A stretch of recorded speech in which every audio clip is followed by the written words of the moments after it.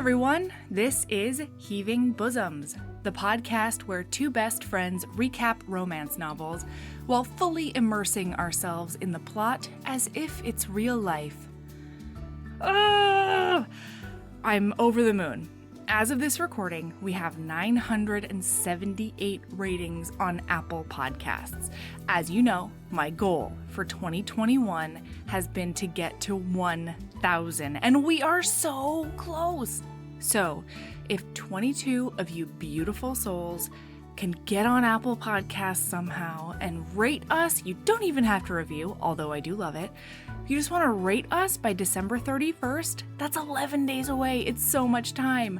My 2021 dream will come true. And thank you so much to everyone who's gotten us this close. Like, I bowed down to you. I really appreciate everyone's support. Y'all are so amazing. And now, we're here to bring you our third annual.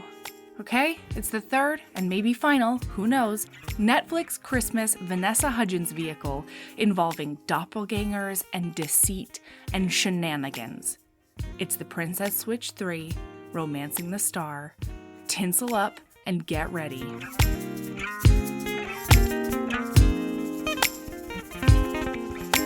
Four, 5, 6, 7.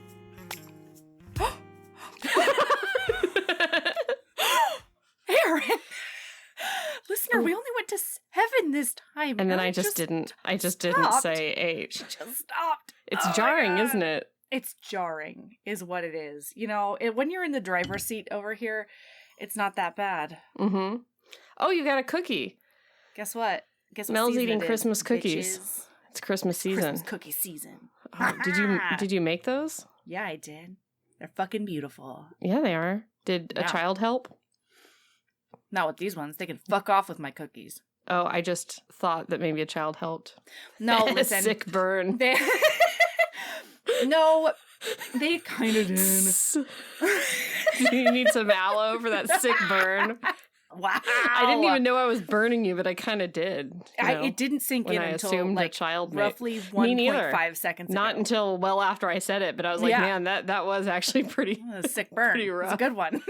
Did a child help you? No, Valor did help, and by help I mean she's gotten into this new thing where she is getting around rules by pretending to be other people. Mm-hmm. So, like, Ember will talk about his classmates, and she knows that she's not allowed to use the scissors or the glue without very strict supervision. And so I came over to the craft table, and I was like, hey, who did this? And she was like, oh, Jaden did that. And I was like, oh, Jaden, who hasn't been in your home. who's Jaden? I don't know a Jaden. And she's like, Jaden from Ember's class. I'm Jaden from Ember's class, and I did it. Oh, she says that she's Jaden. Wow, that's like what a Christmas I'm switch. a big kid now. What? What a Christmas Was she- switch. Does she look just like Jaden from Ember's class? She must. Is she a long lost cousin? And later on, when we were making the cookies, she decided that she was the mama and I was the kid. And so she could do things like pour half of the vanilla into the cookie batter and also like crack the egg. And I was like, no, like you are a mini-me, but you can't switch mama. You can't. She did get that vanilla though. You know, she just did. So they're good, I'll tell you.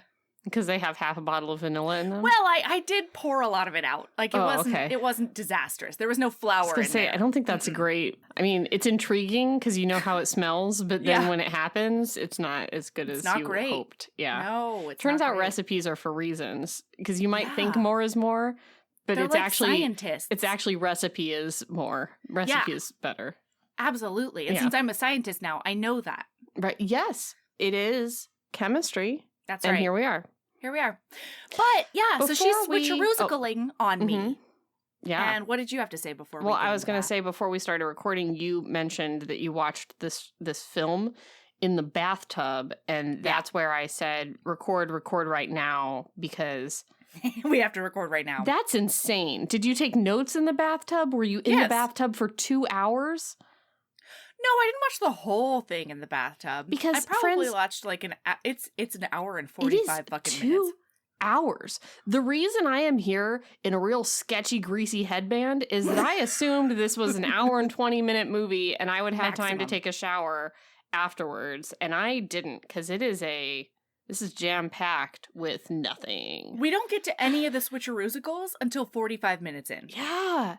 They think we need 3 separate love stories with the 2 couples that have already fallen in love. We don't. Saw those bitches fall in love. We got them. They were boring. Them. Yeah. Stop. Anyway, how are you taking notes in a bathtub? Did you have one of those astronaut pins that goes upside down? Oh. No. Notes app, man. I see. Notes app. These thumbs, they fly. Do you have one of those waterproof phones? Probably. So you were naked the whole time you watched this movie? Yes! Just naked. You know, I am a submerged. never nude, and I put I put all of my clothes in the bath. God, you're nuts. You are nuts. You are just Listen, I don't have a insane. motorcycle couch. Yeah. Fair enough. Okay. So listen, everybody, it's Christmas. It's Christmas Princess Switch to Infinity, I think is what it's called. Here's the thing. This has to be the last one, right? It has to be. What could they possibly do? Because I was concerned that Fiona's mother was going to be an old Vanessa Hudgens. Were you concerned? God. I really thought Fiona's mother was going to be... when they didn't show her at all? Was going to be a Vanessa Hudgens in old lady makeup. And I was like, we can't do this again. This can't happen. We could have, though. 3 is such a good round number. It is. And then maybe they can go back to Christmas night of Christmas and present, then they can night get before that Christmas. crone in there, and she'll Crone get brows. eaten out by a pterodactyl. Yeah, I Crone don't. goals. That's.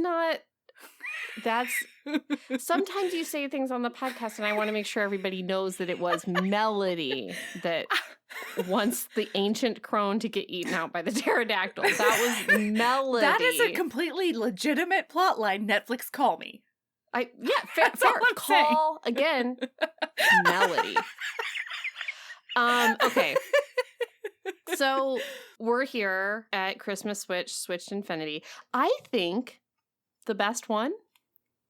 I don't know. It's not a high bar. No, but I couldn't tell if it was as ridiculous as the other ones, or if it's a Chuck Tingle situation where you and I read too much of the ouvroir, and now we're like. Completely, desensitized. Okay. Well, full disclosure, I thought Christmas Switched the first time. Yeah. Was kind of a dud. It was a dud. Because of Blonde Hairs the Prince was kind of a nothing. He's still a nothing. I also feel like BFF is also kind of a nothing. Both of those men are kind of nothings. They're both handsome. The 2 men that have married Margaret and Yeah. They're both great. They're Stacey. brown hairs, the whoever. Yeah, they're fine. They're both handsome. Mm-hmm. Under the right circumstances, they could both get it with me, but not. Yes, with you as well. This new guy has got a twinkle. Well, Erin. because he's got charisma. There's something behind the eyes. Yeah. The other 2, not so much. Like, I would say BFF more than Prince, but this guy had he was like a cardboard man, but with a little bit of flesh on it. I know that doesn't sound very appealing, but just there was a little bit.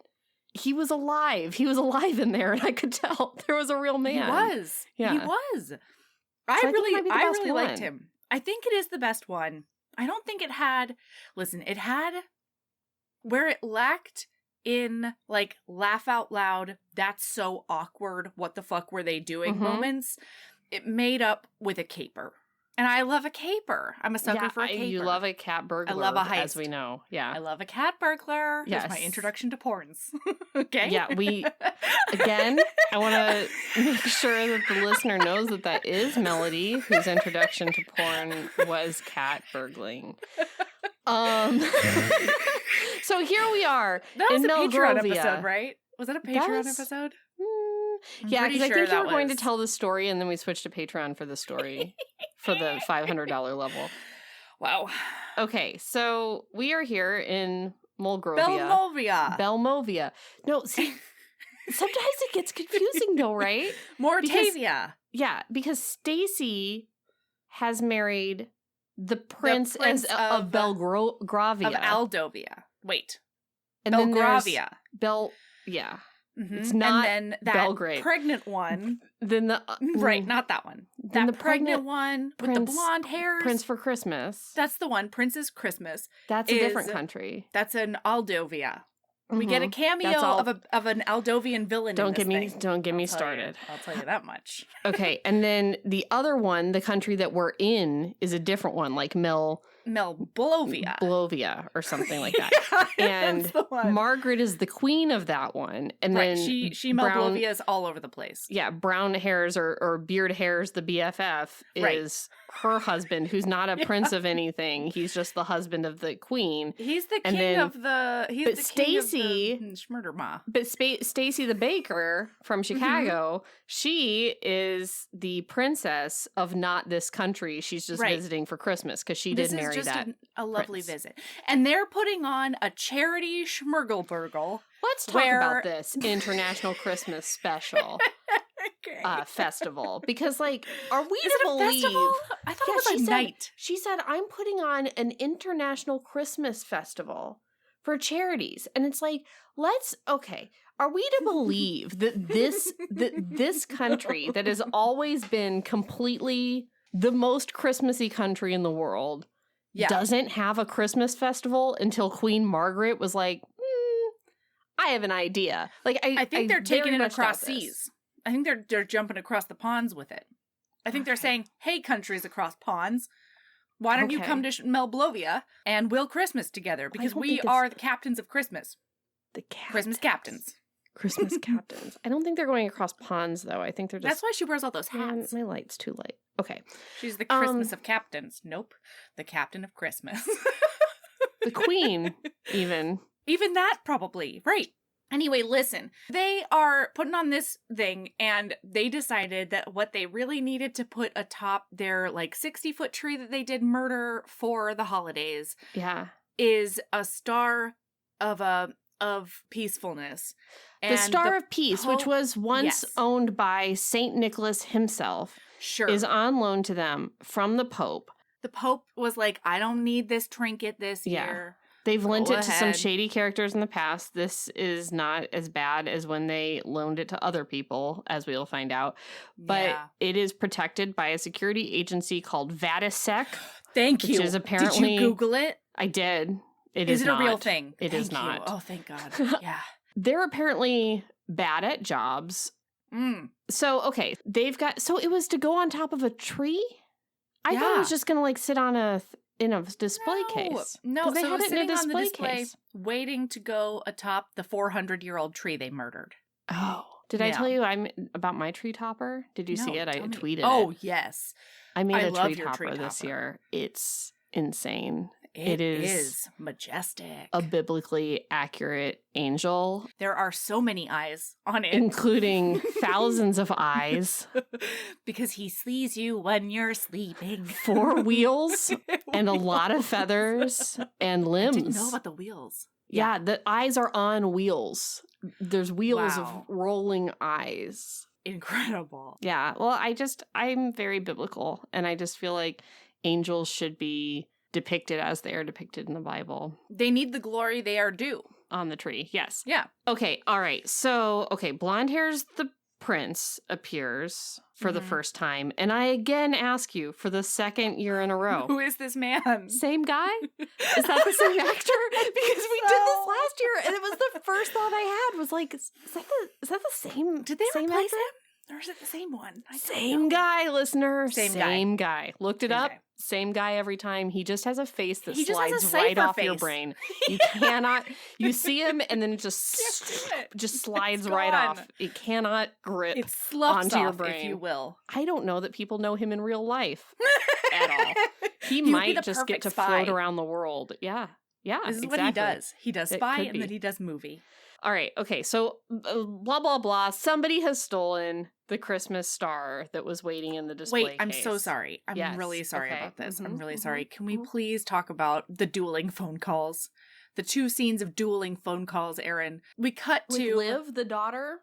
Well, that happens too. But no, we cut to them I just love the fact that they're doing capital B business for this Christmas festival. Yes. And so they're like walking around the parlor and they're both on cell phones. This like, is Beard Hairs the BFF and Queen Beard Margaret Hairs the BFF. Molshmovia. And the Queen of Moldavia. And she's like, oh, this is the last call I'll take this evening. All the profits go to proceeds. Yes. And then after they do like their kiss, it's an extended scene with the daughter. Like, we don't need all of this. This is not about you this time, okay? You got your movie. Mm-hmm. But then it cuts to Stacey and Prince Lamo, brown hairs that I've never seen him before. Blonde hairs. Blonde hairs, sorry. I couldn't even remember his hair color. Yeah, oh, I understand. Anyway, so they're both on phone calls. And she's like, oh, yeah, Margaret and I love working together, and you can quote me on it. Mm-hmm. And he's, like, talking about some other shit. And then I need to know, Erin, last year you looked up the production value of the film. I don't know if you did that this year. I didn't, but I can very quickly. Okay, I'm wondering if, like, it looked weirder because they were like, fuck $10 million, we're doing all of this on green screen. Oh, that's possible, but I don't know. Would it be that much? I guess it would be that much cheaper. They don't have to rent a whole castle. It still looked very, like, decorated because they had to do different places, right? Like, last year for Princess Switch 2, Princess Switch Harder, they had to have her lair, and then they had to have the castle. This one, they have to have the castle, they have to have Peter's lair, and they have to have this hotel, which is a whole... And they have to have lasers. The mansion. The mansion that's about to burn down. We'll talk about it later. What are we talking about? Because of Christmas lights? What are we talking about? No, we'll talk about it later. Okay. Listen, I don't know. Move on, everything and I looked will like they look were this up in the plastic background. people on blurry backgrounds, and I don't know if it's because I have a nicer TV now. Like, sometimes nicer TV is a detriment to world. Like, really. You can see how cheap everything is. That's true. Okay, anyway, so now they've already talked about whether or not they're going to actually include the yodeler that they invited. Yodeler comes back several times. That was Chekhov's yodeler, because like they talk about this yodeler really the whole movie, and by the end, and this thing had like 3 false endings, and I was like, if I don't get to see that fucking yodeler yodel, I love a yodeler. I do and too. I wanted to see that yodeler, and I was getting real nervous. See how they incorporated the yodeler, and then they did it beautifully. It's seamless. Yeah, I really appreciated how that yodeler got incorporated. But now, for real though, Erin was right. The star has been stolen. Yes, it has been stolen. They did just break that fucking glass. And then it was very like, okay, so the police come to Queen Margaret and they say, bad news. The museum's been hacked. It has been stolen. So, bad news, we're the police. We're Interpol. Like, this isn't Vatisec or whatever. Mm-mm. This is police.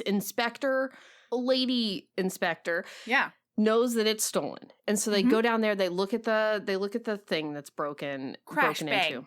And they said, listen, okay, there were guards posted everywhere. There were so many guards. But there was, in the vents, there was poison, chloromurphylator, poison pumped through the vents. So the guards passed out. And then they were like, well, aren't there security cameras? And they were like, no. Prepared. They wiped the hard drive. Whoa. Wiped the hard drive. So we're to believe that the security agency that keeps the artifacts of the Vatican... Please tell me. Yeah, let's break this down. Has hard drives that they just carry around. Actual physical cameras with like tapes or whatever, that it's not like a live, that there's no cloud, that it's a hard drive that is wiped, that's wiped after. So I think what they're trying to say is like it was recorded, but then somebody came after and wiped it. The hard drive. Wiped it down like there's Windex. Not somebody watching the live feed. Which is nuts. There's so many things that are nuts about this. It goes to the cloud, live feed friend. was sleepers. Yeah, maybe. Okay. But that doesn't have to be in the same room. It goes to the cloud. It goes to the cloud. It's backed up 7 times. What you need is not a hard drive wiper. You need a scrambler. You scramble the signal. You cut out the Wi-Fi. That's what we do these days. Come on. Google it. Erin. How to heist 2021. Not how to heist 1996. Well, don't watch Mission Impossible, the original time. I guess. I don't know. Anyways. But also in hard drive news, did you hear about the man who was dumpster diving because he could not find a laptop on which's hard drive contained 7,000 bitcoins worth $350 million right now? I did not. Oh. God. The whole Bitcoin he thing threw is out just a so... Bitcoin bank. And now he's looking for it in the trash. I bet he is. Wow. Huh. How does one I have even not do heard about that. Yikes, oh pikes. Do you remember the budget of last year's Christmas Switch? $10 million. Oh, honey, this was $18 million. What? Am I wrong about last year's then? Let me look. I mean, last year's did not have lasers. Okay. The lasers were actually pretty impressive. Yes. Assuming lasers for security purposes are something you can see floating around a room, these were impressive ones. Yeah, they didn't even do like a gas or a dust or anything. No, which is you usually throw up some chalk or something. It was 10. Yeah. It was 10 last year and it's 18 this year. What a weird thing to get caught extra in location. My very weak steel trap. How did that stay in there when nothing else does? But another thing I have to say about this heist is like, okay, guards, okay, cameras, but like not unbreakable glass. We're not going to put bulletproof. I cannot. Smash-proof glass. I can't with that. Okay. All right. Especially, well, also because later on they were like, oh yeah, these are pros. They came prepared. And I was like, no, this was obviously a smash and grab because later on in our hero's heist, he has one of those cool glassy cutter thingy bobbers. Yes. Yeah, that's what you do. You gotta laser that shit out. Yes. That's all I'm saying. Also, during this conversation with the inspector, lady inspector, yeah, I don't remember what Queen Margaret asks for, but she says that would be a pie crust promise. And this is not the first, but the second time a pie crust promise has come up on this podcast. And she explained it as easy made to make and easily broken. And I will say again, pie crust is not hard easy to make. Stop gaslighting us, Christmas movies and books. That's right. Pie crust is hard to make. That's why they sell it ready-made. They don't sell things that are ready-made that are easy to make. Yeah. At the end. But they are easily broken if you do them right. Totally. You want them easily broken. You want them easily broken. That's Yeah, but you would have to toil over that promise before very easily breaking it. Okay? Yes. Ugh. So then the next time we see Beard Hairs the BFF, he is in a burgundy tactical turtleneck, which I did enjoy. However, I think if there has been a theft and you look around the room and somebody's wearing a tactical turtle, just ask a couple questions. Yeah. Go up to him and say, hey, tactical turtle. It is suspicious if there's been a high-end theft of a museum and then you look at your friend. Hey, turtle, get out of your shell. A tactical turtle. I'm talking to you. Don't hide in there. Get an alibi. Like, that's suspicious. Hey, Mr. Turtle, have you been doing heists? Don't hide in that shell. I'm hearing your turtle jokes and I'm laughing at them, just like inside. Oh, I'm sorry, Miss CEO Hops, the bunny CEO. That was a solid joke. How dare you?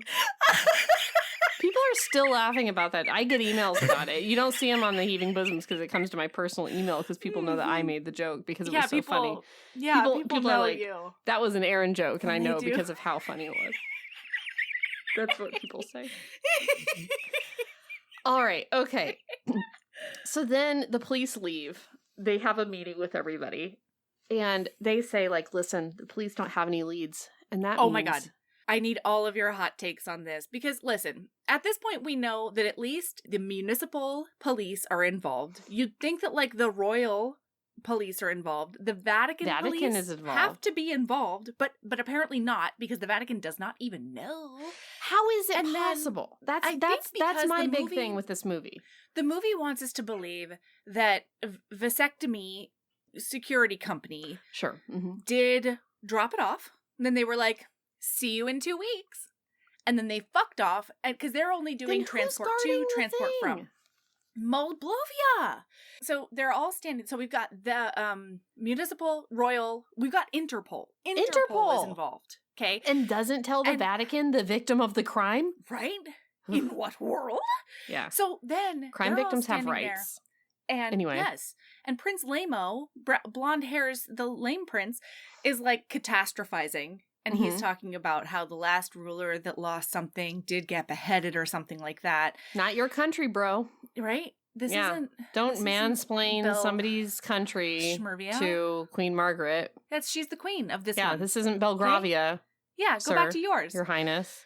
Anyway, so then Stacey stands up and she's like, everyone, I think that we should get someone else involved. Someone who understands the seedy underbelly of the criminal mind. Mm-hmm. And they're like, why would you do... The police are on it. And then Margaret looks over and she's like, darling, the police have no leads and no anything else to go on. It's up to us, she says. She says, it would be unconscionable for us to sit here and do nothing. Which is nuts. It would actually be unconscionable for you to insert yourself in an international theft investigation and then also pull in a known felon and thief, 2 of her cronies, and like a third rando. Yeah. Yeah. That would actually be felons at unconscionable. That would be, and also not tell the victim of the crime while you're doing it. Yeah. That would actually be. All of that is unconscionable. Everyone. but that is what they do. Yeah, they're like, Fifi to the rescue. Does no one suspect Fiona at all, ever, throughout this movie? Why wouldn't they? Why wouldn't they, I ask she's going to get ejected from this. So basically Fiona's doing like community service time at like a nunnery. Mm-hmm. So maybe like just call that nunnery and be like, where's Fiona been? Has she been? Have eyes been on Fiona the whole time? Or like what's maybe her phone when they call go situation like recruit her for the heist, maybe like be like, just like curious Thursday night about 8 p.m. like where were you? Right. And were you with anyone? I would just kind of like want to know. I feel like questions should be asked about the tactical turtle and Fiona the thief. Yes. And the cronies. Were the cronies in jail while Fiona was she? Yes. She got community service. Talking about fucking unconscionable. Fiona's doing a community service at like a really nice old cool nunnery, and those 2 were in jail. That is the truest thing this movie has ever done. Do they? That is the 2 poor people went to jail. Hot royal lady is just mopping up stone floors. Mopping again. Mopping 5-inch stone heels. floors. Yeah, like cobblestones at a nunnery, and those 2 are in jail. Did they go back to jail after the movie? I don't think the movie tied that up, which is nuts because they did a lot of tying up things they didn't need to do. I agree that they don't matter. Poor. I don't like them. I don't need them in the film. I agree that they're expendable. Yeah, are you kidding me? Reggie and blonde hairs the Cockney accent? They're trying too hard. They're thirsty for my laughs, and I don't want to give them up. I don't like it. I don't like it. I don't like people who are thirsty for my attention. They did ratchet it up a notch. Yeah. Fair. Okay. So Margaret goes and she gets Fiona and all the... We're not going to talk about Fiona's prison jumpsuit with a corset over it and sparkle turban with every ring and bracelet. I couldn't speak. When? Just now, I was trying to explain her incredible outfit, and I actually stumbled. No, please take over because she's got like a skeleton. I love thing that made of gold bracelet. It was pretty cool. It made her hands into skeleton. It's so cool. It was really neat. Anyway, but gold. Yeah. So then we find out that Margaret is going to ask Fiona to come, was going to ask her to come for Christmas anyway, because she's her only family except for Fiona's mother. And no one has seen Fiona's mother in years. So I was like, oh, well, she stole the star. And I was like really triumphant about that because she was the only other character we'd known of. So I was like really certain that Fiona's mother, who would be another Vanessa Hudgens in old lady makeup, stole that star. I was certain, Mel, certain of it. I mean, certain. That's a great movie. Yeah, but it wasn't the movie we watched. That's Christmas. That's Princess Switch times infinity is what that is. Yeah. So they go get Fiona. She shows up with her cronies, which she demanded be sprung from jail. Yes. Okay. Because she needed her squad. Yeah. I want that noted for the record. Okay. So at the prison, she was wearing this sparkle turban. Okay. Yes. And now she is wearing one of the best fascinators I've ever seen in my life. She is wearing this thing, this net the one situation. The one with and these it's got boys. these antenna, these little flower antenna businesses. I just, if I could pull off wearing formal clothing all the time, right? If I was that person who could do it, God, I would wear all of her sparkle jumpsuits and all of her fascinators. I like everything about what she's doing. And her skeleton gold handness, like, iconic. Yes. Okay, so yeah, they did get them out of jail because the Poors needed to be there, according to Fiona. Yeah. When she walked in, she did a meow at blonde Hairs the prince, and then she called him the royal six-pack, and then my brain had to do such a calculation to figure out if she was related to him. My whole brain hurt trying to figure out what country we were in, what country he was the prince of, and then like what country she was a royal of to be able to like do that long division. You know what? She's not. I can assure you that even if he's from a neighboring country, they are definitely related. Fair enough. Yeah, because they all have the same accent and the same culture and everything. So yeah, you're right. Yeah. Okay, so let's see. Fiona wants to go alone to see an associate. And then he's this hot man, Peter, who is in a lair, who I think is her lair from the last movie. Yes, it's her lair, but with neon lights. And a basketball court with the basketball hoop over a roaring fireplace. And incredible. I just feel like that's very dangerous. Yeah. Yep. No, he's living on the edge, our Peter, all right? I like it. I do, I'm into it. I like everything about him. Yeah. She walks in and he's like, oh, hello. Mm-hmm. How are you? I'm 007, James Bond, the hottest. He's like a security hacker. In the whole wide world. Hacker security. You do get the impression that they have been together before. She does see a collage. He says something like, how long has it been since you skipped out on me in the middle of the night in Barbados? And like, yes, I like that. I enjoy that. And then she sees this like collage where he has pictures of her on his wall. It's very cute. It is very cute. I thought he was like a crime man, but he's like kind of not a crime man, but like maybe he's like an ex-crime man, maybe. I think he's a crimeologist, right? Who then got suspected for being a capital C crime man. Mm-hmm. And then once that happened and he couldn't really be a reputable crimeologist anymore. And so then he was like, I'm going to do personal security. And now I think he's very gray.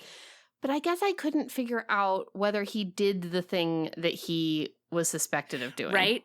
Because he said the charges were dismissed, but he didn't really say like whether he did do it or not, or he got away with it. Oh, and then not only did he say that it was a diamond heist, listener, and not only does he say the charges were dismissed, but now he's in personal security, which is very lucrative. So like he got his money with not diamonds. Right. Okay? Yes. So I think I don't know, maybe he did it. They go to like the place where Also, very notably, he asks her how long ago she called her mom. Yes. And she's like, I don't talk to the old girl anymore. And she's like, I thought you didn't talk to your father as well. And he's like, well, I didn't until last year when I saw him on Christmas 2 days before he died. And she's like, heavy for Princess Switched to many times. Infinity. Yeah.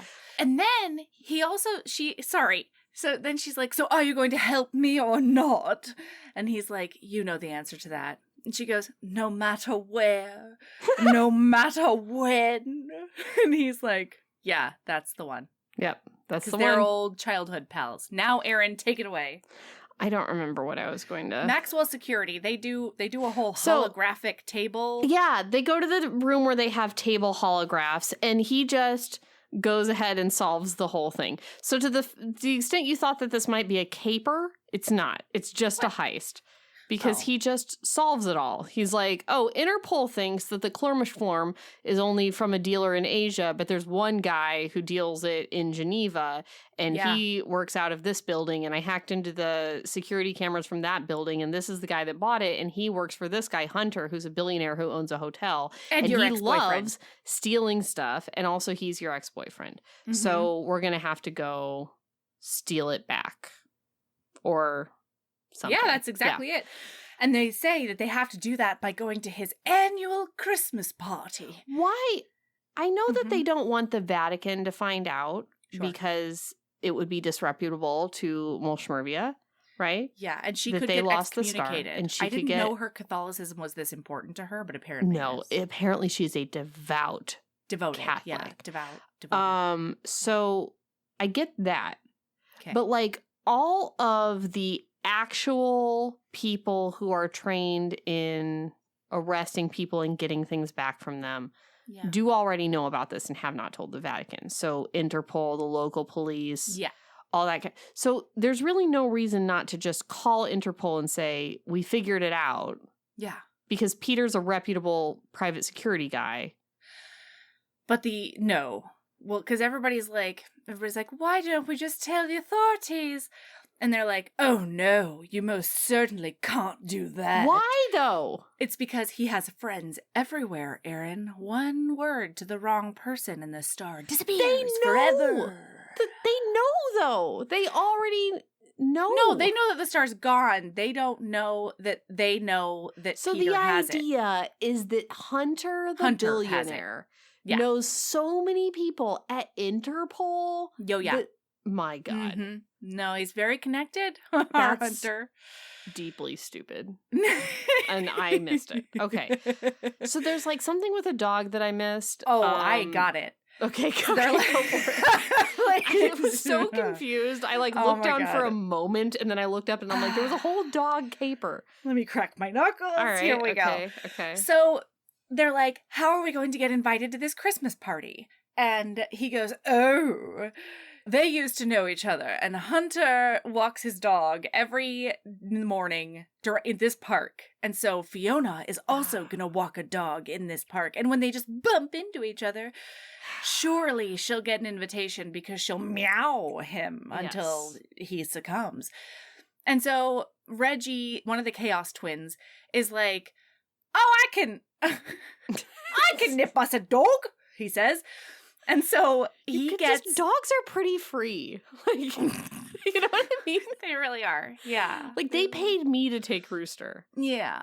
They're fairly free. Sometimes it's like 25 bones, and then it's just like enough money so that they're like, you're probably not gonna do anything nefarious with this dog, Like, a little bit of an investment. Sure. Anyway, so as she's walking this like Great Dane ? She's like, this isn't a Dalmatian.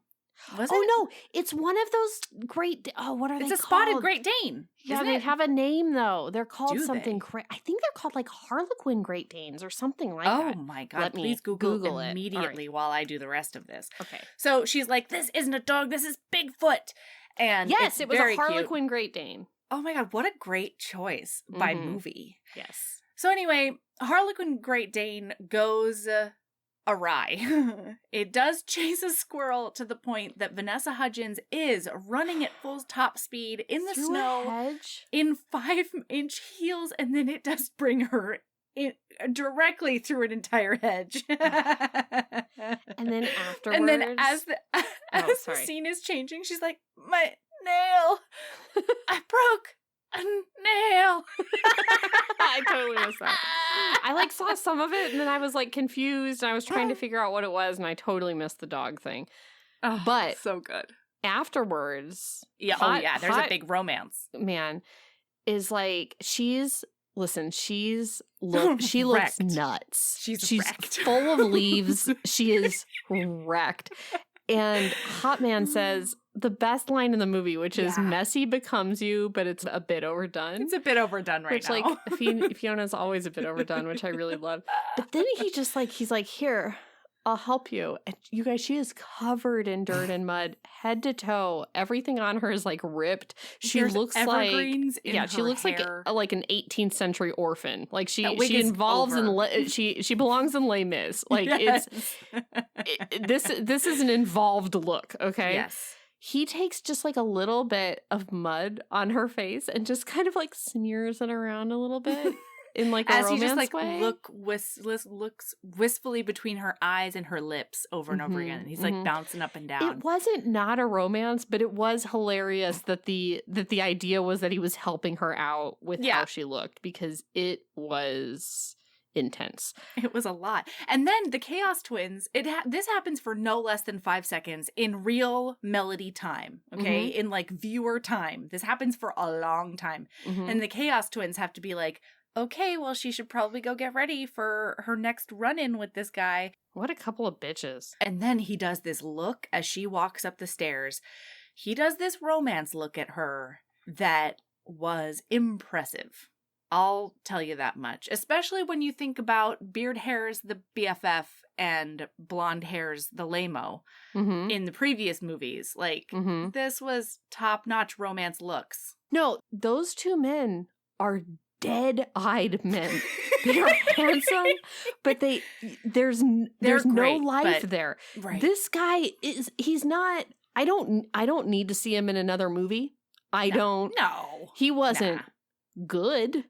But he was alive. Yes. When his chest rose and fell, I believed that he was breathing.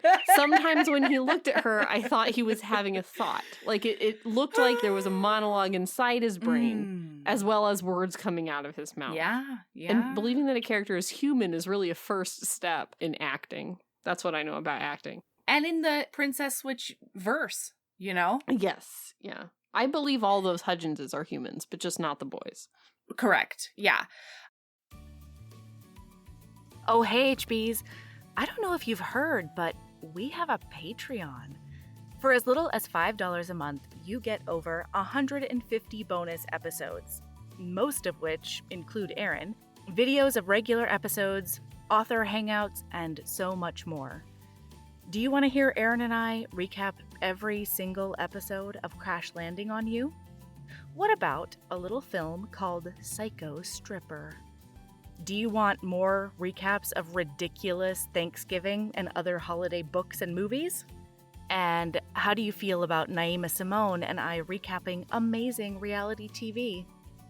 All of that and more is on the Patreon.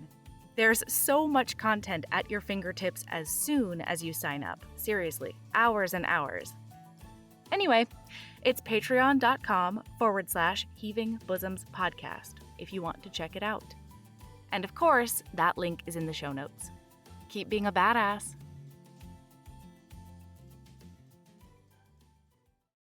Okay, so now they're going to a hotel that is actually on fire. Okay. Erin, I want this noted for the record. When it flipped to the hotel, I really thought that, like, it was cutting to several hours later when she had gone to have this run-in. Because of those insane, they were like 3 foot if they were an inch.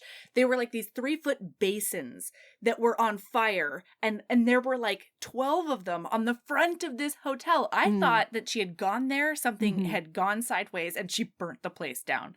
But then I realized it was just a decorative choice. Yes. So this hotel, the point of this party, according to Peter, who gets a name, he's brown hair's the hot guy, Peter. Yeah.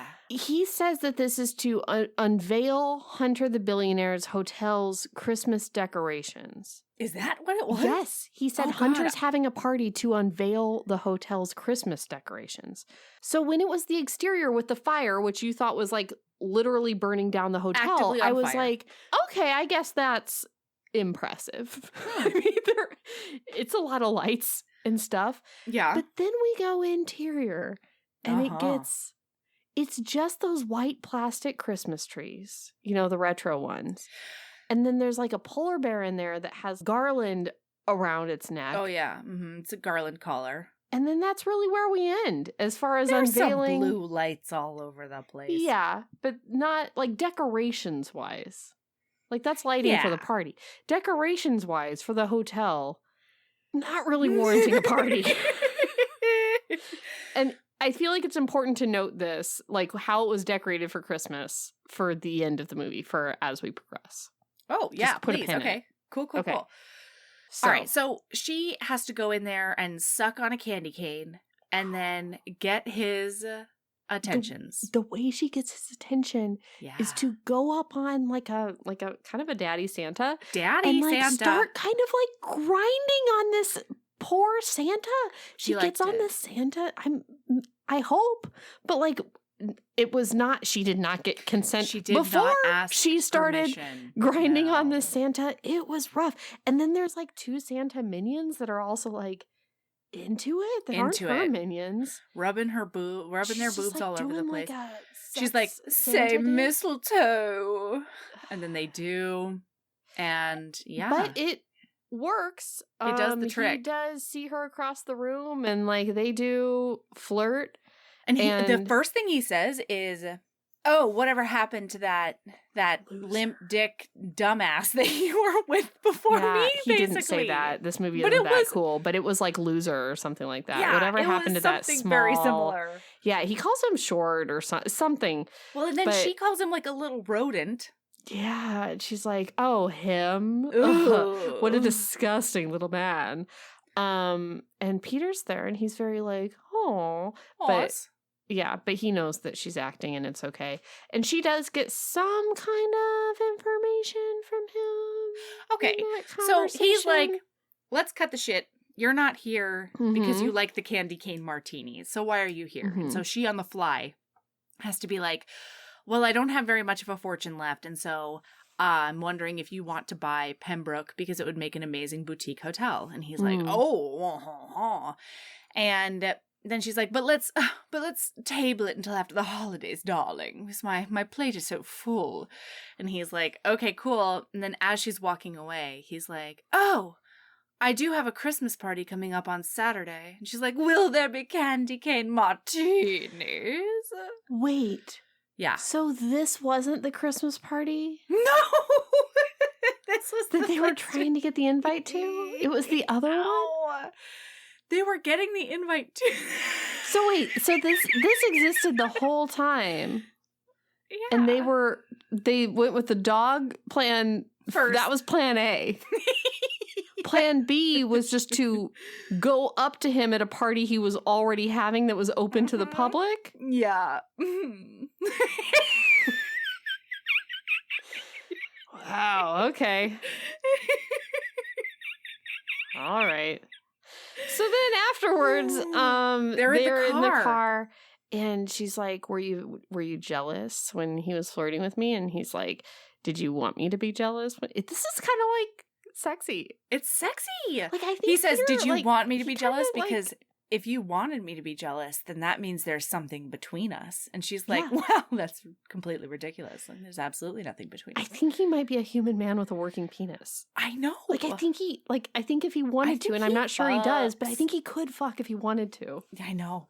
I'm still not sure he does. We're not at that level in Princess Switched Infinity. Fair. I think he could. I think he could. I think he physically is capable of it. Yeah.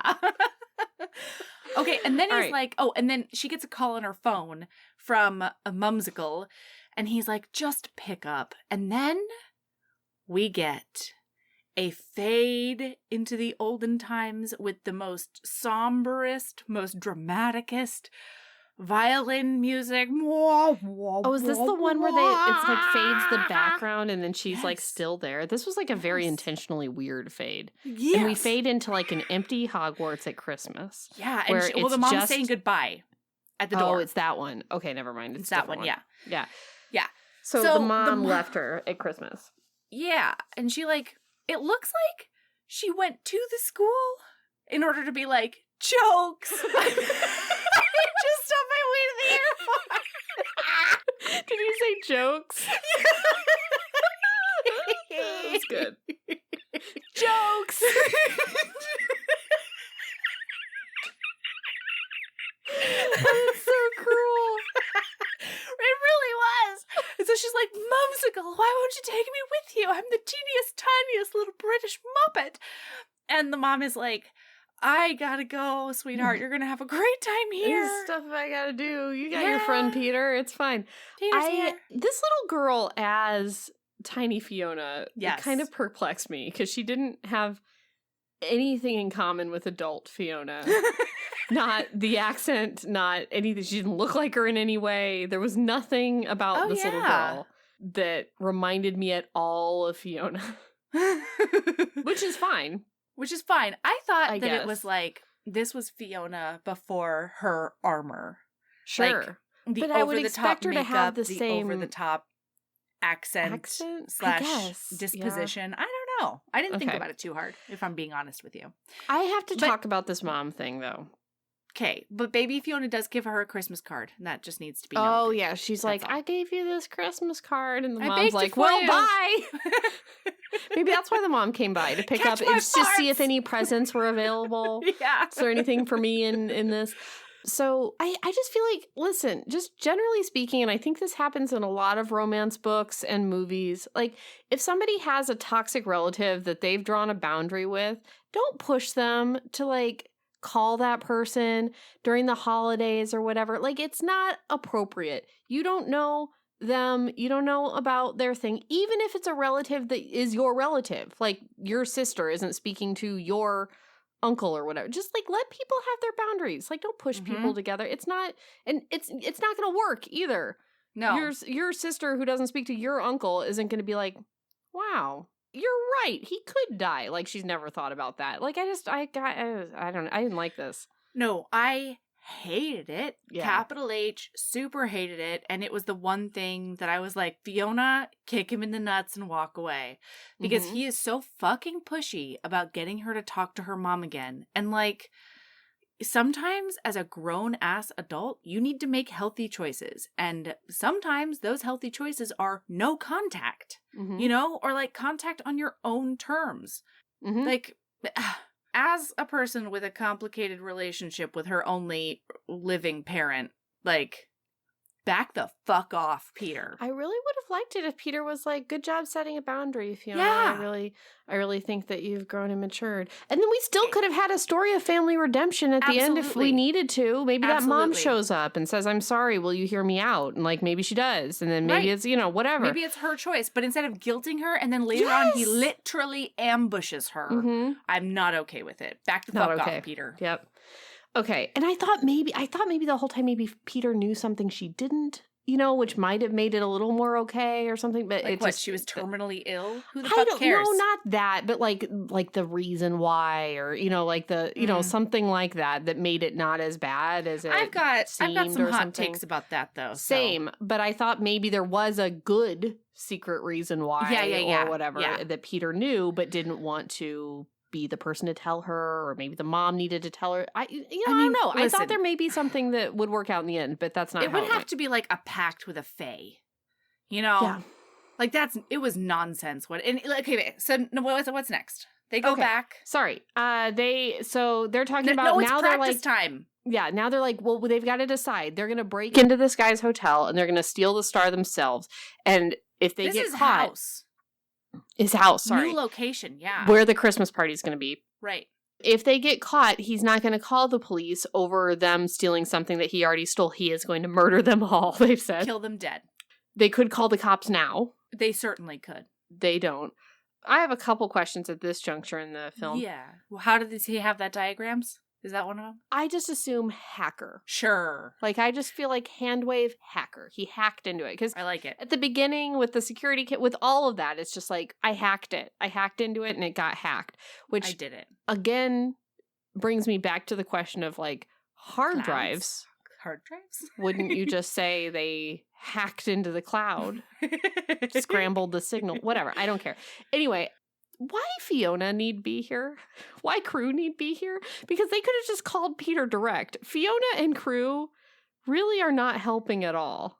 I mean, I think Melblovia might be in like a financial crisis because they can only afford personal favors. They're like, how much is this going to cost us? And they're quaking in their boots and Peter's like, it'll cost you nothing except Fiona's vagina. I have my reasons. Dun, dun, dun. But, like, you know, they called Fiona because she was a criminal and might be able to, like, get into the heads of whoever. But then she just called the security. But then she just called, like, a legit person, and now he's working for them. And it's like, okay, well, now Fiona and the crew can probably just fuck off then. Go do good works again. Yeah. Anyway, it just happens that this billionaire is in love with Fiona, so it ends up working out. But really, they didn't need her.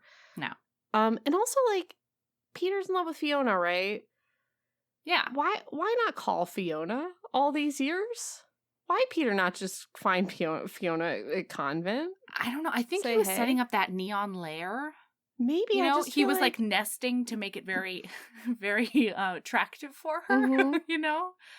I just feel like he's the contestant on The Bachelor that comes every once in a while that's like, oh, I didn't call you in real life for no reasons. But here I am, the girl you hooked up with 3 years ago on a boat.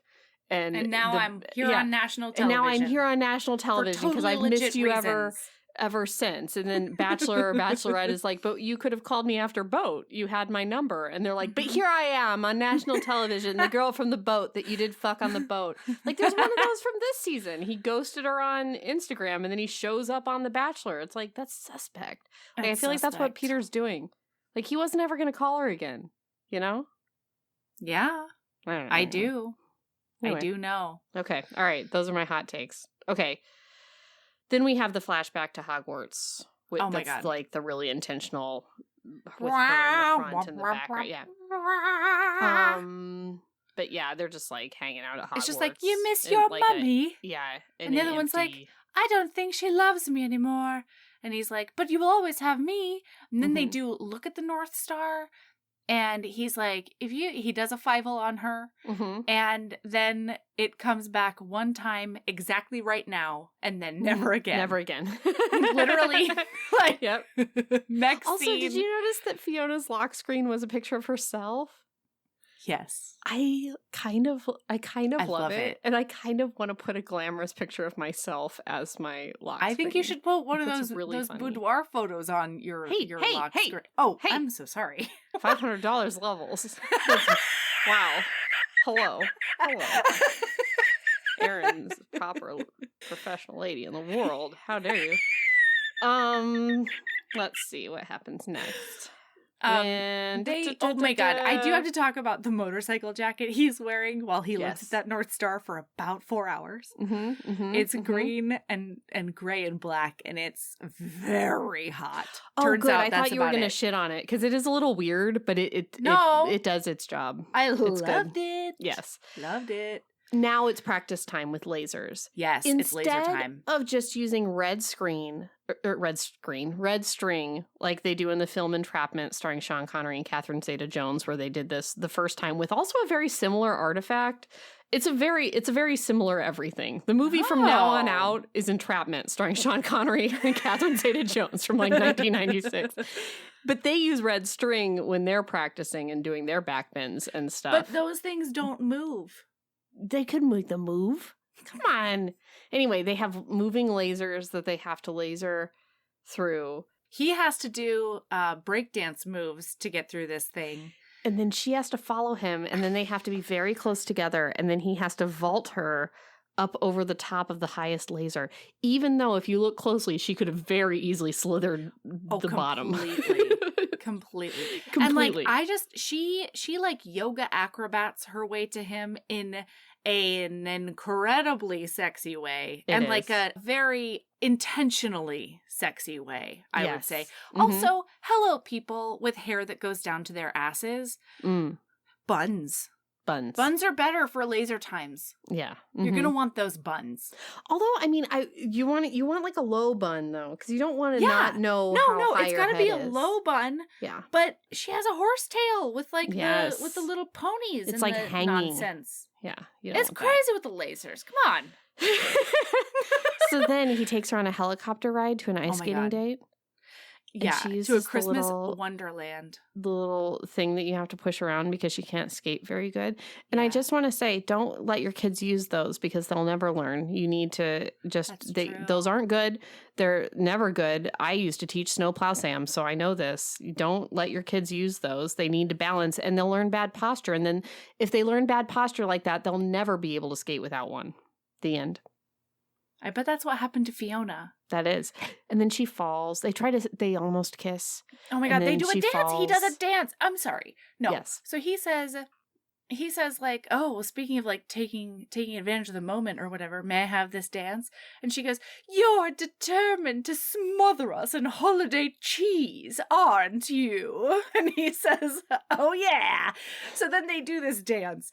And right when they're about to also, this was the world's smallest ice skating rink I've ever seen in my life. And they had no less than 25 humans just like doing a tiny, tiny circle around this dancing couple. It was hilarious to me. Anyway, so yeah, then they do fall down and they do a big, adorable cackle together. And it's a nice. Mm-hmm.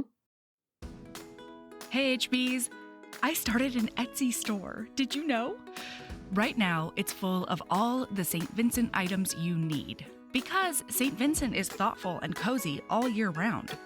We've got a book sleeve to keep your books, planners, e-readers, or really anything else safe when you're on the go. The inside is fuzzy, and they feel so incredibly lush in your hands.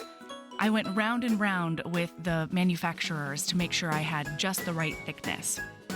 Those feature art of St. Vincent and Evie during their carriage adventure that was painted by the amazing Mayara Faraz on one side, and then I created a St. Vincent Would Always wreath on the other side that has a bunch of little Easter egg items in it. There's a St. Vincent Would Always warm brick enamel pin. It's like, if you know, you know. I designed a special edition Marriage of Convenience candle that is specific to Devil in Winter, with the help of HB Jen at Post Pouring Company. It combines dark amber for St. Vincent and rosewood for Evie, and it smells so delicious. It's hard to even wrap my brain around. So if you want to treat yourself or be the St. Vincent you want to see in the world by getting a care package for a friend, check out our Etsy store. The link is in the show notes. And now I think it might be heist time. Is it heist time? I just want to say Margaret has this meeting with the Vatican guy, and for some reason, the cronies are repelling outside the palace. And this is the one time where those cronies get a really good laugh out of me, where he's just like hanging and he's going to fall. And then he does like fall. He breaks all the bones in his body. When the rope fell and then you could see the end of the rope, the coil that was the end of the rope fall, it was like legit very funny, even though like deadly as well. It was from a height that you probably shouldn't have survived, but it was very funny. Oh my gosh. And this is also time 2 of yodel sauce. She says, he's like, oh, what was that? And she's like, it's the yodeler practicing. And I was like, if I don't get to see this yodeler, I wanted that yodel so much. And they keep saying in the movie, like, I love a yodeler. Like, people in the film also want the yodeler. Okay, so let's see. Okay, it's so they time. decide, it is kind of, but like there's there's a lot of practice of Margaret being Fiona. Okay, because here's the thing. Now that Reggie has broken all the bones in his body and he's now a noodle man, he was supposed to be the one to do the laser backflip, which is nonsense because he was like trying to Macarena his way underneath. Nope, that's not right. He was trying to limbo his way underneath all those lasers and doing a really bad job. My kid's teacher taught him the months of the year with the Macarena hand gestures, and he was astounded that I knew this thing without him ever showing me before. Oh. Did you pretend you were a magical Christmas woman? Yeah, that's the best. It was great. Okay. So now they're like, well, Fiona can't be in 2 places at once. And then Stacey's like, what we're going to have to do? We're going to have to do a switch. We're going to have to have one of you be Fiona and seduce Hunter at the ball while the real Fiona goes with Peter and do the flip with the lasers. And so it's Margaret who is going to impersonate Fiona at the ball. And I think that's mainly because her husband is out of town. He goes to truly, they got rid of that motherfucker to go pick up his daughter. She does make out with that guy too. She does. That's great. That is a great take. I was thinking like, oh, because they kind of have the same accent and they're cousins. No, you're right. It is because her husband isn't there and he can't be like, whoa, wait, what are we doing? Nope, he's gone. That's funny. Okay, all right. Okay, so then they do a bunch of Fiona practice. And that is very cute all the way around. And also she has to learn to tango because Hunter, the hotel man, billionaire, loves a tango. And they said that the next time she saw him, they were going to do a tango.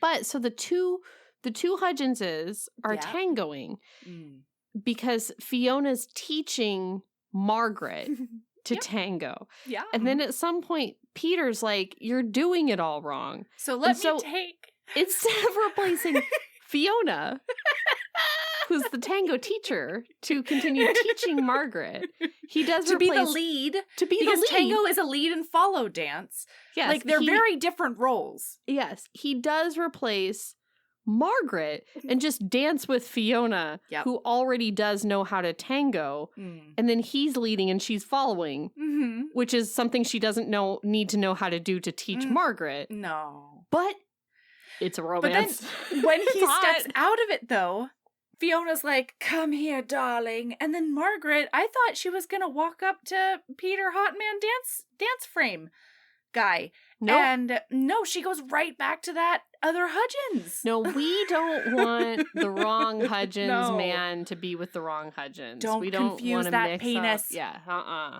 Don't do it. That Hudgens is off the table. Yeah, I said this makes no sense, but it is nice to watch. But it's great. So they come out as, this is so weird too. So this was so weird. Fiona and Margaret come out and they stand next to each other and they're like, we're Fionas. And it's incredibly obvious which one is the Margaret. Super obvious who's the Margaret. But I couldn't tell if all the rest of them were being polite about it or if they were actually gobsmacked at how good she was at being Fiona. Because they were all like, they were gobsmacked at how much she looked like Fiona, maybe? It's uncanny. I don't know. But so they both come out and I think they were saying that it was a good Fiona. Which is weird. It was a bad one. Yeah. But I do, listen, I know Vanessa Hudgens isn't, the best or anything. But when she does Margaret doing Fiona, it's actually very good. Because it's not intentional. Fiona. It is Margaret doing Fiona, and it is very good. Yeah. She's doing a very good job. I completely agree with you. Kind of a fantastic job. Yeah. Anyway, so then... It's like that clone show. Yeah, I don't... That Canadian one. That Canadian clone show. Jimmy Simpson's Robot Adventure? No. No, with the girl who played 18 versions of herself. I'll find it. Just carry on. Orphan Black. Mm-hmm. Orphan Black. So, okay. So, I'm not going to try to remember that girl's name. I'm not going to try it. I have a name in my head, and I don't know if it's right, and I'm not going to say it out loud because I never saw that show. Okay, but they came out in outfits... And then they're like, is this good? We're wearing Fiona outfits and we look like Fiona. And then it's like... Tatiana Maslany. That was wrong. And then she's like, okay, I'll go put on the outfit for the ball. And it's like, well, why did you put on... Why aren't you wearing that? Why didn't you just wear the outfit for the ball to show everybody? Because then there wouldn't be the big reveal. And I did do a gasp. It was a nice dress. So. Okay, so... But it was ridiculous. Peter says... Oh, God, fucking Peter. I forget. Okay, I think it's before they leave for the ball. It's right before, yeah. He says, I was wondering if after this, maybe you and I could spend some time together. And then she says, oh, Peter, darling, you know I don't plan past lunch. And he's like, and then she walks away and he's like, I should have fucking known. That's not how he said it. it's he not gets how he said really it. He mad said at it- her. He flips said it 7 defeated. tables. He said it He's disappointed. mad. He said it in a way that he knows her and he knows her heart and he knew exactly what was going to happen. And he Erin's says, right. I should have known that you were going to say that. Yeah. Because And you she always turns pull around. away from everything. She turns you around. love. She's like, "What the fuck are you talking about, She man?" does not. It's very How sweet. dare It's you two fucking people that say have that? known That's each not other even their me. whole lives. And then he says that she always pulls away because of what happened when she was a kid. And then he said, "You've grown up to be just like your mom," which is something you don't say to somebody No. who has created a healthy boundary with a relative. Even if, like, I think he might be right. Because she did seem a lot like that mom that, ditched her at the boarding house. But that's not something Fiona really wants to hear. So she's angry. She became angry. Mad. She's like, "I think it should be all business from now on." Thanks very much. we're done. We are done. Because he tries to pull back, and she's like, "No." And he's you like, "Oh, meant I didn't mean that." And she's like, "Yeah, you did." Yeah. Yeah. You super did. So then the nuns call. So now we've only got Stacey back at the castle, and we've got real Fiona and fake Fiona out doing the heist. And so Stacey's just at the castle with BFFs, the brown beard hairs. No, and with blonde beard hairs, the lame-o prince. Wait, really? Because beard hairs, Yes, the BFF is beard on hairs, the the BFF quest. is Margaret's husband. God, I really thought I was going to keep it straight the whole time. So it's Stacey that's married to blonde hairs, the prince. Yeah. Yes, because he goes with her. So the nuns call and they say we And were they're like, going "Alert, to alert." have, we were going to have the parole review tomorrow, but we're going to do it actually today. So would you mind maybe like sending Fiona back to the nunnery real quick? Because like we weren't supposed to let her go and like she'll definitely go back to jail and like so will we if they find out we let her go on request of the queen. And so now Stacey, the baker from Chicago, has to dress up like that Fiona and go to the jail to do her parole board meeting. It's great stuff. So now there is a triple switch. There are 3 Fionas operating right now on this mission. That's right. Okay. So Fiona goes into this ball. I do just need everybody to know that one of the times in which Reggie was thirsty for my laughter and he got it was when they were leaving for the caper, the heist. Sorry, Erin. He the says, last one was a caper. This one's a You're heist. Right. You're right. He's like, "Oh, should we synchronize our watches or something?" And Peter's just like angrily stomping away, and he's like, "No, I can show you how to do it. It's just like a knob and a twisty." And I don't know why I found it so funny, but I really did. I don't know any heisters. Do you think my brain is broken? Sometimes, yeah. Sometimes I do. I don't know why we're discussing this now when we're finally scientists. But No, totally. Sometimes I think both of our brains are a little broken. I don't know that heist boys still synchronize their watches now that we do have. It's all in the cloud. No, it's not the space time. The time. Remember when I went to that place and there was that man that was obsessed with time? Yes. No, not clocks. Not clocks. Time. Was that on? Did I explain that on the show ever? That was on a Testadero episode. Yeah. Yeah, because of that lady that did the clocks. The lady who did the clocks. She was a clock master. That's the one. That's not a thing. That's not a phrase or a job. She gets a very hot book too. Yes. It's a nice. Anyway, okay, listen. So now we're at their capering, the ball. Heisting. Fuck. Margaret Fiona walks into the ball. This ball is a masquerade. And the only person who is not wearing a mask is the person masquerading as her cousin. She is wearing a mask, Erin. She didn't it's wear her a mask. face. Yeah, it's well, the wig. Yeah. Yes. But it's like, oh my God, if you're worried about people fucking finding out, wear a fucking mask, you dum-dum. I don't think she got the memo. If they were worried about confusing the audience, I've got news for them. That ship has sailed, Christmas switched infinity.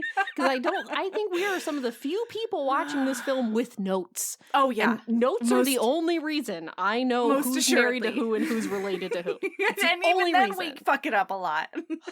And then, to compound on that, we run into Simon from the Princess Baby. Princess of the... what's the other? Aldovia. Oh, yeah. With the journalist. I can't listen. Yeah, the journalist. And her remember the crackpot fake note. Git story? Yeah, okay. So then we run into him as if he's a real live person. Yeah. And that prince and that princess were at the wedding for he's in the Beard, verse. the BFF. Yeah. But sometimes they watch each other's movies. I know. Because isn't it in the Princess Switch Baby? Yes. Switch that... No, not Prince. The Princess Baby, Christmas Baby. The Christmas she's Baby watching one. the Princess Switch on TV, and he says something Yes. about how it's their favorite movie. Like these aren't Yes. movie people; they're real people that They're you real guys people in their know and bump lives. into at masquerades. It's a documentary for her. You know? Also, why does Simon have an invite from this evil billionaire to his Christmas party at his home? Is Evil's Simon gonna evil. Okay? No. Simon got redemption. Yeah. Oh, no. Simon's redeemed. Why is he here? Why is he here? Is he evil? Why is he here? Are you backsliding, Simon? Is this supposed to be in the past? Are we on the same timeline? Are we in the... Are they pulling a Loki on us, Erin? I haven't watched Loki. Oh my God. I know what it'll do. I know who. Do I know you me. know what it'll do? I don't. Do you? I just. I'll tell you what. Sometimes I have to protect my own heart. Okay? I have never wanted to see somebody fuck themselves so badly in my life. And all my That's Loki not why fans we're out here. there We're are here going to for Christmas. understand what that means because it's We're not here. a masturbation We're joke. not here for this. Okay, all right. Now I need to pivot Oh yeah, we got to pivot. and talk about the decorations Oh, at the That's home. not where I thought we So were this going, but I'm man- excited. This man has decorated his hotel with retro Christmas trees and one stuffed polar bear with a garland around its neck.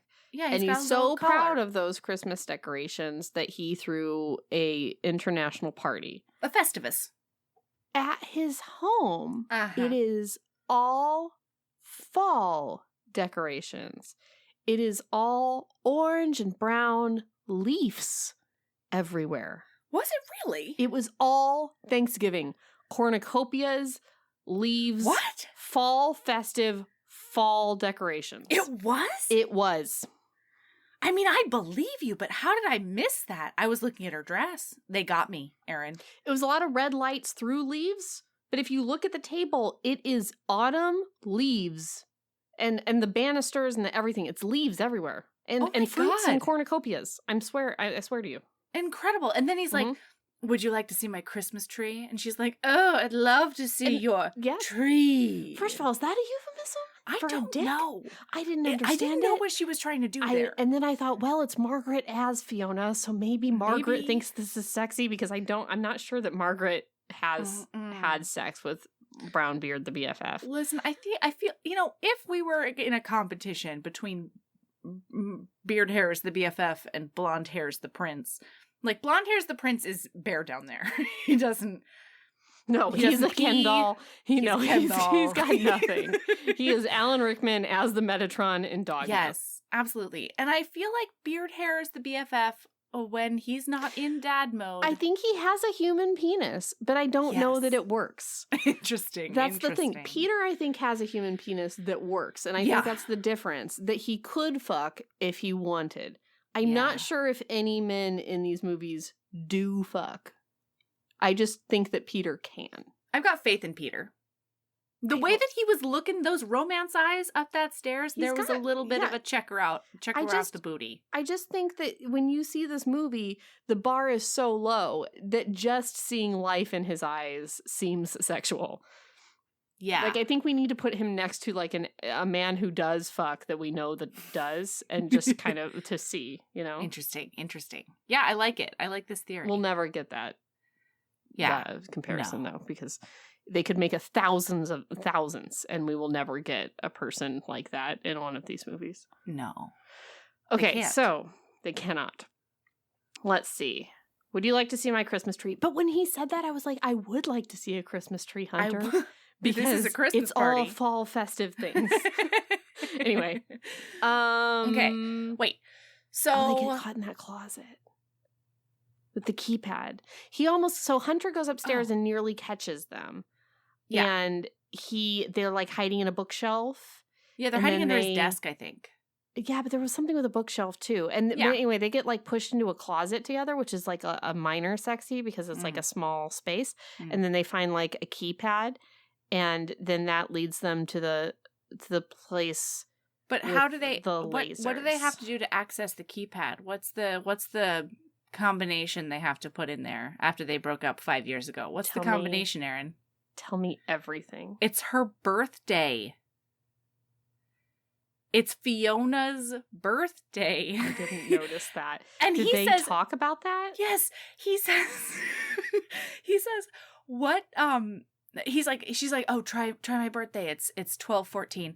And he's like, you guys broke up 5 years ago. Like, there's no way. About the birthday, but then she goes, that was why. She goes, oh, darling, I made an impression. And then it is, in fact, her birthday that is his security code. Scary town. Do you remember the birthday of the person that you dated before your husband? I don't remember my husband's birthday. I have to look in the Google map every time, the Google calendar every time. Because it's either September 6th or September 9th. And every time, those 6s and 9s, they are the same when they flip, then they do flipper.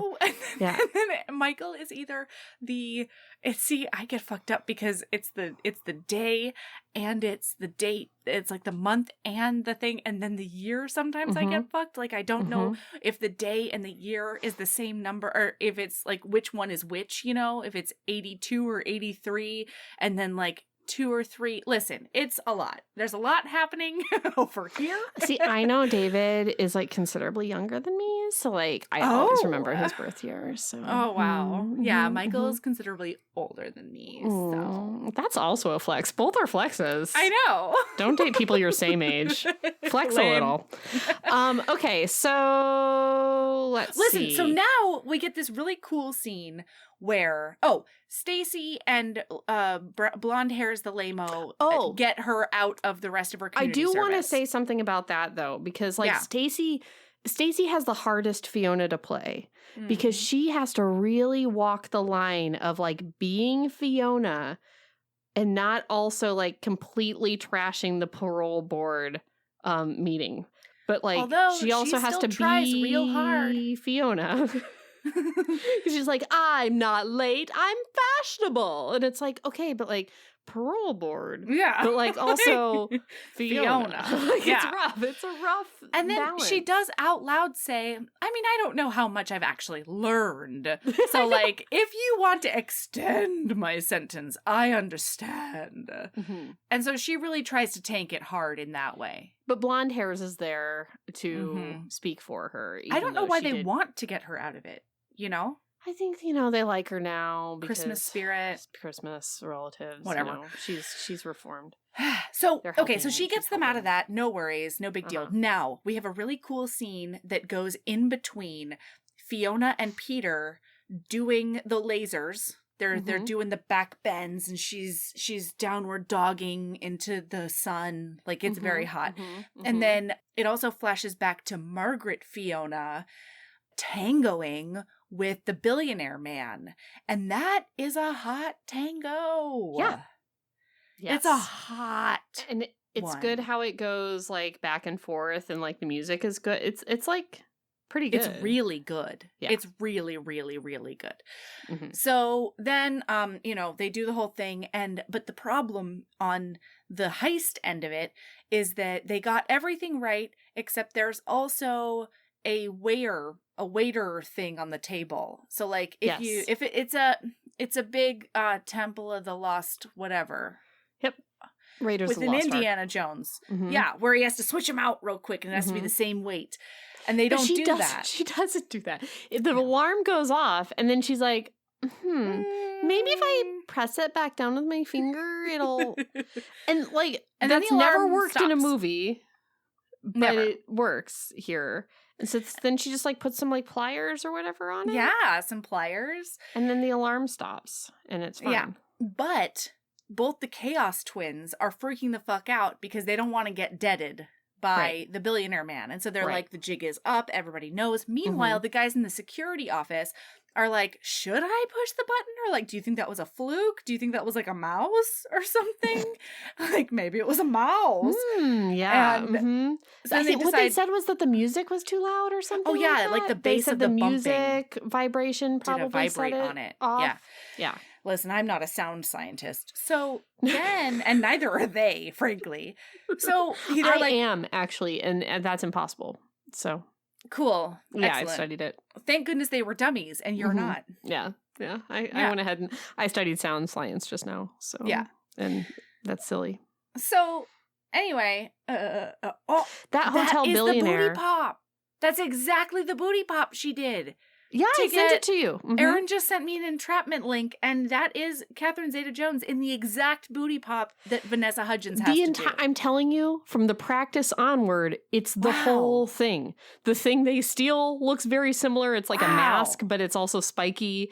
The pressy boy is the same. Sure. The switching, he switches, like they fall in love kind of, and then like he switches it, and she thinks he betrayed her, but like he didn't. You know, it's the same film. Wow. Yeah. Incredible. Okay, cool. They think we won't remember 1995, but some of us do. That's right.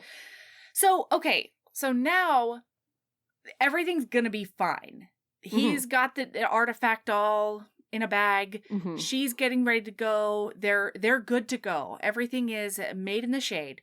But Reggie, the boy Chaos Twin, is like, you gotta get out of there, to the girl Chaos Twin, who has all of the security business. She's doing the security switcheroos, the camera switcheroo. And so she's like, she gets talked into unplugging everything and letting the security office like see what's going on live in the room. Dumb. And so now the jig is officially up. Woo, woo, woo. The alarms are going off. It's crazy. Hotel boy, the billionaire, has to go attend to his thing. So then Margaret Fiona has to smooch him to make sure that he doesn't go do the thing. Give them a little bit more time. And it is the worst kiss. Like, at least make it, if you're gonna do it, Margaret. And I know that the movie wants to make sure that we know that she's not enjoying that kiss, so it's very like open-eyed and like weird, but it's like, if you're gonna do it, do it. Do it. It doesn't mean anything. Yeah. Just because your husband's out of town, you know? Yeah, Beard Hairs the BFF is, he'll never know. He'll never know. He'll never know. So that's why you sent him out of town, movie. Exactly. Anyway, and so this terrible kiss, Hotel Billionaire's boy looks at her and he's like, I'm going to especially hurry now because I popped such a big boner fast because of the boner that I have. Kiss. Yeah. Yep. Yeah, so everybody's going away. It's chaos. And the Chaos Twins are telling the driver, the guy who's been in both the movies beforehand, like, step on it, let's go. And he's like, I will not leave without Lady Fiona. And he does a big noble. And so Peter's like, you go, I'll distract them. And so Fiona goes running and like she finally gets them and it's crazy. And so when they get back, they're like, oh my God, did Peter make it? And they're like, we don't know, but he did get us the artifact. And then this is the craziest shit I've ever seen in my life. She must not have nerves in her hands, Erin. What is this? What the fuck? Why this? Why couldn't it have been something that was shaped like a star? How did they even get a basketball in there? It's the spikiest artifact, and it's a basketball when she and it's so spiky IRL. And then this basketball, it's a sphere. It's a sphere, but it's made of spikes. Spiky sphere. And so she just gets a basketball out of there, as if that would feel even remotely the same. Even in the bag, even if you're holding the bag at the top, without touching it, it would feel different because it's hollow. Oh my God. And how did he get a basketball in there? Did he pack a basketball with him? Is there a basketball in his secret museum? A basketball when he was doing the lasers. He was lasering basketball at. Peter, what are you hiding? Peter, where did you get that basketball? It was basketball. Maybe he does fuck. Where was basketball? I would like that. You never know. So then she gets a text. Oh, but then we've got those 3 Fionas. And then Beard Hairs the BFF comes in. And he's like, there's a lot of Fionas here. And I need to know which one is my wife. And then one of the Fionas goes and makes out with him. And he's like, well, you know, Netflix makes out with him. Right. And he's like, thank okay, goodness it's you. But that was very strange for me. Yeah, I really wanted him to go, Stacey! Ah! Stacey, not again. No more, Stacey. Yeah. like Grocery Store Joe did to Serena on Bachelor in Paradise. Did you see that outtake? That was so funny. Very funny. Okay. So now they're like, oh my God, Peter double-crossed us hard. And she gets a text from Peter that says, meet me at Hogwarts at 8 a.m. Yeah. And she doesn't tell anybody that for no reason. And then she goes, and then she does meet Peter at Hogwarts. And this is when he loses me. He conned her into speaking with her mother, who is there, and is basically like, you can have the star if you speak to your mom. Who is there? Who's there. I know you said that. I just had to say it again because it's a complete and total ambush. Yes. With her emotionally abusive, neglectful mother. And then when they talk, she's like, why? Why did you do that to me all those fucking years? And she's like, well, your dad was cruel to me. And so I did everything I could to be away from him. And I'm like, you couldn't have taken her to Fiji was with her you dad on at Christmas? Hogwarts? Yeah. Take her. Take her with you. I don't understand. Christmas. What is your why fucking couldn't she problem? just stay at the boarding school town with... I was just very confused by this excuse. But also there's this line where she goes, are you going to give me what I came for or should I call the police? Mm-hmm. And the fact that this movie did not have that human man say, oh, I'll give you what you came for. And then, you know? Yeah, I know. I do know. That was a perfect smooch line. It was. And instead it was like, your cruel mother is here. Yeah. Go really make up with your mother on pain of losing the star. And then she does leave. And then she does come back. And then she does comes back and make she's up like, with oh, the mom, it'll be okay now because you're obviously never going to let me down again because her mom did have that Christmas card that she made her in her pocket or whatever. Like, you're the one that told us to remember that she gave her the Christmas card. So I just wanted to tell listeners you're right. That she had it. That was you. That's you not. But wanted us to remember that. I wanted us to remember it because it's so fucking lame. Yeah. Like, I don't. She couldn't have taken the girl with her. Like, I don't understand. I did not understand it either. Like, you're getting away from the dad, but the dad is not strapped to the girl. Mm-mm. So, like, you could have taken her on holiday with you, you selfish I wish it was asshole. like I was really messed up for a long time, but now I got therapy. Yeah. Why can't we do that? That would have been fine. Mm-hmm. Like, all of this is such awful emotional manipulation from Peter to the mom to everything else that I was just like, this is wrong. Top to bottom, wrong. And also, what's Fiona think of that dad? We don't know anything about dad. Yeah. Does Fiona like dad? Was dad abusive to Fiona too? I don't know. Dad did spend all the fortune and was a bad money handler. So, like, maybe he was a rake and a scoundrel and a mean. Who knows? I don't know. I've fallen in love with a lot of rakes and a lot of scoundrels. Me too. And they really can be nice guys. Yeah, just if just bad with squishy on they the just inside. don't understand. Yeah. And then it's pretty much the end. They do make out. But it's not. What? Oh my God, but it's not the end because they're broken up forever, right? Oh yeah. So she does bring the star back. I mean, you were right. This movie ends roughly 7 times. So she brings the star back, and then they have the whole, like, schmurgle-burgle. This is where we get the Yodel Town in the Joy to the World or yes, whatever. I'm so sorry. She brings the star back. She finds Peter. They do make out. They're good. And then everyone is outside singing. All of the husbands are back. Everybody's together now. And then we're singing Joy to the World or whatever which it one it is. And the we yodeler think just for a moment, seamlessly that is there's going to be no yodeler. And then it's like, Joy to the World.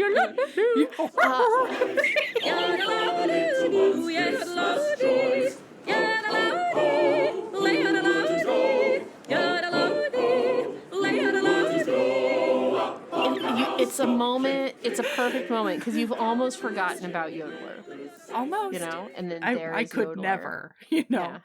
I'll never forget a Von Trapp. Uh-huh. So, anyway, that's the end of Princess Switched Infinity Times Switched in the Romancing Stars. Princess Switch 3 Romancing the Star. But it's Let's Princess talk about Switch how times many Infinity. 90s and 80s and 2000s movies we've ripped off. Like Romancing the Stone. You know what? Like Entrapment may be like a 2000 something movie. I have no idea when that thing came out because it's got Sean Connery in it, so you think it's really old, but maybe it's not. Because he was old in it. Because I think like Ving Rhames may have been there. I don't know. I mean, we can easily find it's out not hard to find out. anytime. I did send you that clip of it. Really? Anyway. All right, Erin, do you have a lady love? And I will be astounded if it's not this movie.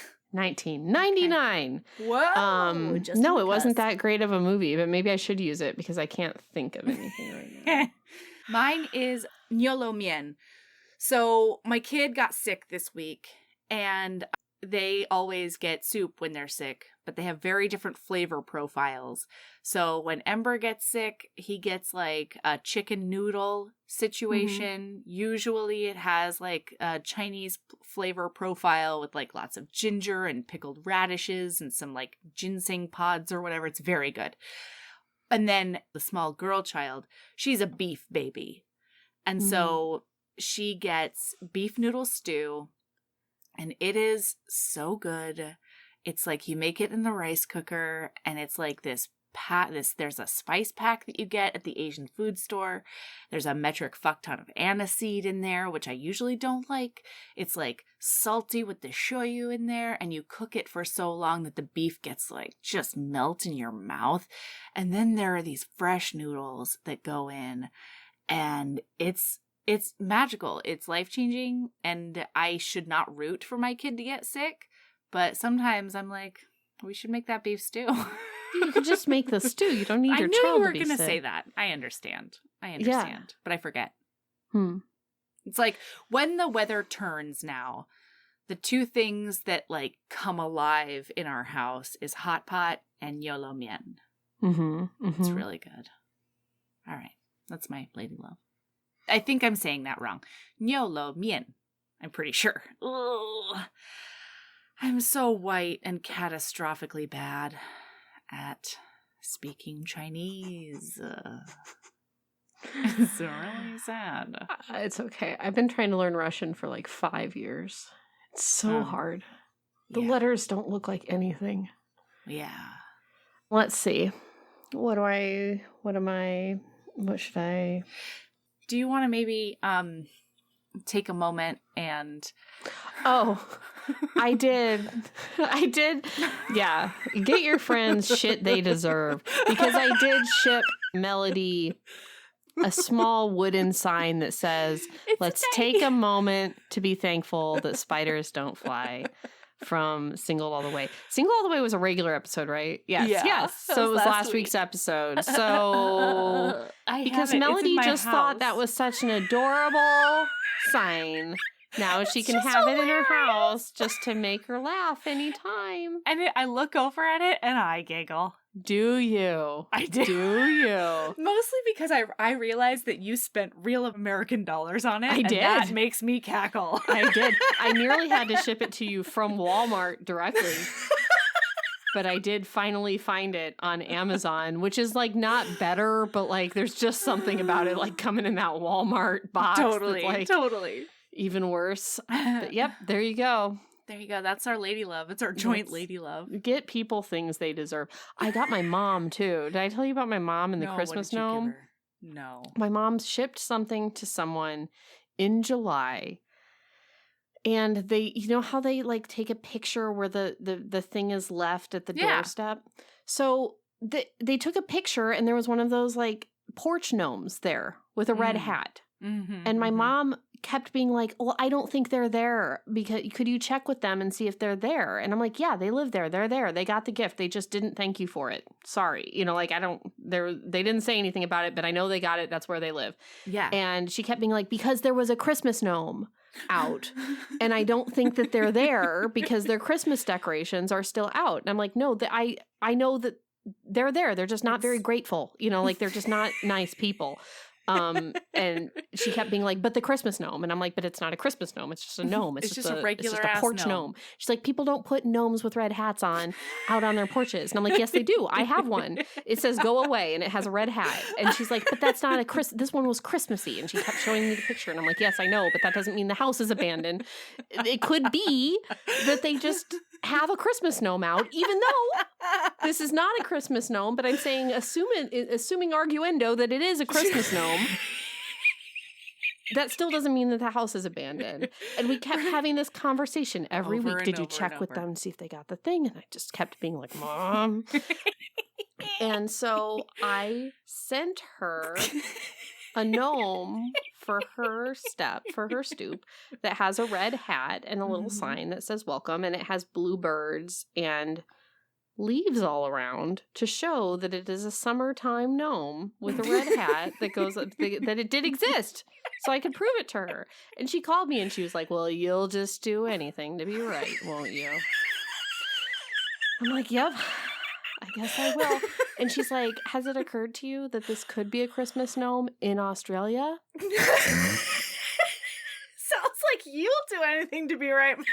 So this is my lady love, is send things in the mail that people deserve to get. Even though I didn't really win that fight. That's so funny. Mm-hmm. Okay. Well, you can find us all the places. We're on Instagrams at Heaving Bosoms. Twitter's is at Heaving_Bosoms. Our website is heavingbosoms.com, and you can get everything there from the Patreon to next year's Reading Embrace is going to be on there at some point. All the business. And yeah, that's where we are. So keep being a badass and love yourself as much as you love sending Beard Hairs the BFF out of town so that you can make out with a criminal billionaire. But if you're going to do that, enjoy yourself. Enjoy it. Enjoy it. Relish it. And then, it was love. Necessary. Yeah. And you can be like, baby, it was for the heist. It was a heist situation. It was heist time, baby. What do you want? What do you want from me? I couldn't fuck up heist. Yeah. Is star for popes. Yeah. She could have gone all the way. She could have milked that hard. Because he kept trying to get her upstairs. He was really doing did. The thing on her arm. Uh-huh. You know? Oh yeah. She probably, and that's the best kind of sex that like, as you know, no one wants to have, but you have to do it to save the world.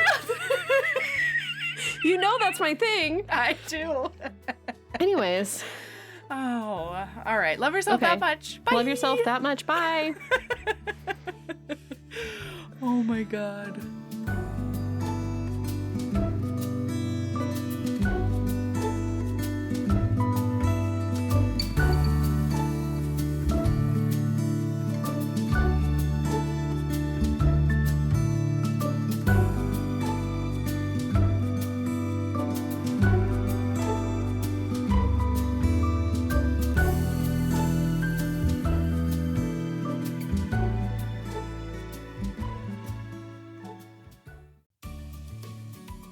Hey, you. Yes, listener, you. Are you loving the show? If so, please leave a rating and review in your podcast app. The 90 seconds you take to say something nice not only helps new people find the show, but it makes me super smile over at HBHQ. Also, I've had a few people ask, and the answer is yes. We are still doing the 5-star bribe. If you leave us a review with 5 stars, then we'll do whatever book you want. We're real deep into the list though, so it might be a while. Lilas! Okay, back to the show.